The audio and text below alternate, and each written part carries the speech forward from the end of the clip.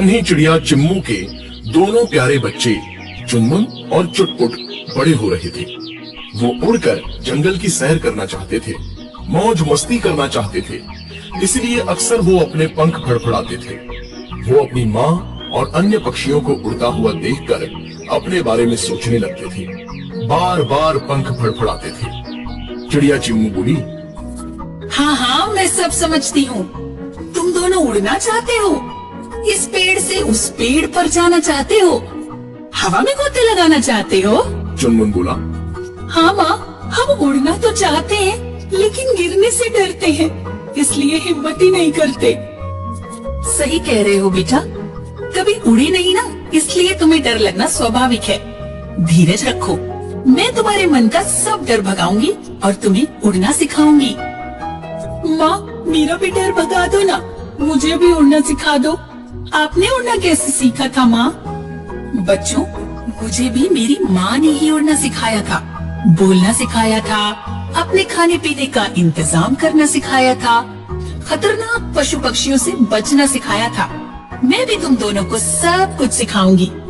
मेरे प्यारे बच्चों, हमेशा एक बात याद रखना कि हो सके तो किसी के लिए अच्छा ही करना, कभी किसी का बुरा मत करना। कुछ दिन में बच्चे और बड़े हो गए।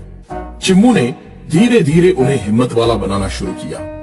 उनके मन का डर निकालने लगी। डर पर विजय पाकर ही कोई कला सीखी जा सकती है। चुनमुन और चुटपुट भी अपनी माँ की सलाह को मानते हुए अपने घोंसलों में ही अपने पंख को खोलकर उछलने लगे। माँ का साथ पाकर उनकी हिम्मत बढ़ने लगी। माँ के निर्देश के बाद चुनमुन उड़ा और नीचे जाने लगा। चिम्मू माँ झट से उसके नीचे आ गई और सहारा दे दिया। चुनमुन ने जोर से पंखों को हिलाया और ऊपर उठने लगा। वो एक डाल से टकरा गया, लेकिन माँ ने संभाल लिया। इसी तरह चिम्मू माँ ने चुटपुट को भी उड़ने का पहला पाठ पढ़ाया। चुटपुट कमजोर था, इसलिए ठीक से उड़ नहीं पाया और जमीन की तरफ चला गया। माँ ने उसे भी संभाल लिया। कुछ देर के बाद जमीन पर जाने के बाद चुटपुट थक गया था, उससे फिर उड़ा न गया। चिम्मू बोली, बेटा, हिम्मत करके फिर से उड़ो, तुम ऐसा कर सकते हो। चुटपुट ने कोशिश की, लेकिन उड़ नहीं पाया। इतने में एक जहरीला कोबरा उसके सामने आ गया। माँ ने जब अपने जिगर के टुकड़े के सामने मौत को देखा, तो वो स्वयं अपनी कुर्बानी देने के लिए तैयार हो गई। हे नागराज, मेरे बच्चे को छोड़ दो। चाहो तो मेरी जान ले सकते हो, मगर उसे कोई नुकसान मत पहुँचाना। कोबरा बोला, मैं तुझे और तेरे बच्चे दोनों को खा जाऊंगा। किसी को छोड़ने वाला धर्मात्मा मैं नहीं हूँ। माँ, तुम उड़ सकती हो, उड़ जाओ। मेरे कारण अपनी जान मुसीबत में मत फंसाओ। तुम्हें मेरे जैसे कई बच्चे मिल जाएंगे, लेकिन मुझे तुम्हारी जैसी माँ नहीं मिलेगी। नहीं बेटा, अपने जीते जी मैं तुम पर कोई आँच नहीं आने दूंगी। अब मैं इस नाग से लड़ने के लिए तैयार हूँ। मैं लड़ती रहूंगी और तुम यहाँ से चले जाना। चिम्मू नाग को मारने के लिए आगे बढ़ गई और कोबरा भी लड़ने के लिए तैयार हो गया। इसी बीच चिम्मू के दूसरे बच्चे चुनमुन ने अपने घोंसले के पास पेड़ से लटका हुआ एक फल नीचे नाग की तरफ लुढ़का दिया। फल सीधा नाग के फन पर ही गिरा और वो चकरा गया। उसे दिन में ही सितारे नजर आने लगे। चिम्मू माँ चिल्लाई, चुटपुट, अब तुम ऊपर उड़ो। तुम बहादुर हो, शक्तिशाली हो। चुनमुन बोला, हाँ भैया, सांप अंधा हो गया है, तुम्हें मौका मिल गया है, उड़ो और जल्दी मेरे पास आ जाओ। चुटपुट ने हिम्मत दिखाई और उड़ते हुए ऊपर डाल पर घोंसले के पास पहुंच गया। चिम्मू माँ भी उसके साथ साथ थी। अरे वाह माँ, मैंने तो उड़ना सीख लिया, अपने डर को भगा दिया। चिम्मू बोली, हाँ बेटा, कोशिश करने वालों की कभी हार नहीं होती। इसी तरह जीवन में हमेशा कोशिश करते रहना और आगे बढ़ते रहना। एक दिन जंगल के पास की नदी में बाढ़ आ गई। पशु सुरक्षित स्थानों पर चले गए और पक्षी पेड़ों पर जाकर बैठ गए। पानी बढ़ने से उनके प्राण संकट में आ गए। चिम्मू और उसके बच्चों ने जब देखा तो वो बहुत ही दुखी हुए। चिम्मू के मन में उन्हें बचाने का एक नया विचार आ गया। उसने अपने बच्चों की मदद से पेड़ की बहुत सारी टहनियां नीचे चींटियों के बिल के पास गिरा दी। वो सारी टहनियां एक दूसरे से मिलकर पेड़ तक पहुंच गई थी। मेरी प्यारी चींटियों, पानी तेजी से बढ़ता चला जा रहा है, खतरा बढ़ता जा रहा है।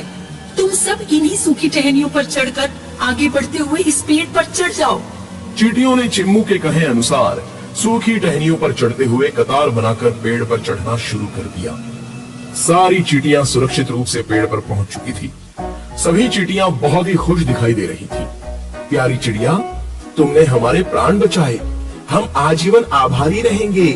हम सभी मिलकर ईश्वर से प्रार्थना करते हैं कि वे सदैव तुम्हारी सहायता करें। हमारे पास तुम्हें देने के लिए और तो कुछ भी नहीं है, लेकिन एक बहुत छोटा सा सिंपी है। वो साधारण सिंपी नहीं, बल्कि जादुई सिंपी है। वो सदैव तुम्हारी मदद करेगा। चिम्मू ने पानी में उतरने के बाद चींटियों से वो सिंपी लिया और बंदर भाई की मदद से उसे अपने गले में बांध लिया। 2 दिन बाद चुटपुट बीमार पड़ गया। उसने उड़ने की जिद की और ठीक से उड़ न पाने के कारण जमीन पर पहुंच गया और उठ न सका। इतने में वही जहरीला कोबरा उसके सामने आ गया। चुटपुट डर गया और पीछे जाने लगा। मौत सामने खड़ी थी। चिम्मू उड़कर नीचे पहुंच गई। कोबरा फन निकालकर वार करने ही जा रहा था। भगवान बचाइए!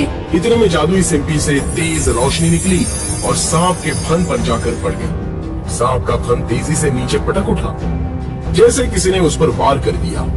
इसी तरह से 2-3 बार सांप ने झटका खाया। जख्मी होकर वो चकराया, इतना पीटा कि समझ न पाया। अब नेवले का नंबर आया। चिम्मू का दोस्त नेवला सांप की पिटाई करने लगा।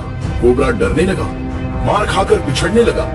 अंत में नेवले ने उसकी जीवन लीला समाप्त ही कर दी। चिम्मू ने जादुई सिंपी के बल पर नेवले के 2 जख्मों को भी ठीक कर दिया। इसके बाद अपने बीमार बच्चे चुटपुट को भी उन्होंने ठीक कर दिया। चुटपुट ठीक होकर उड़ने लगा। चुनमुन भी साथ हो लिया। दोनों हवा से बातें करने लगे। अरे दोस्तों, इस कहानी को लाइक, सब्सक्राइब, शेयर और कमेंट करना बिल्कुल ना भूलिएगा। आपका धन्यवाद।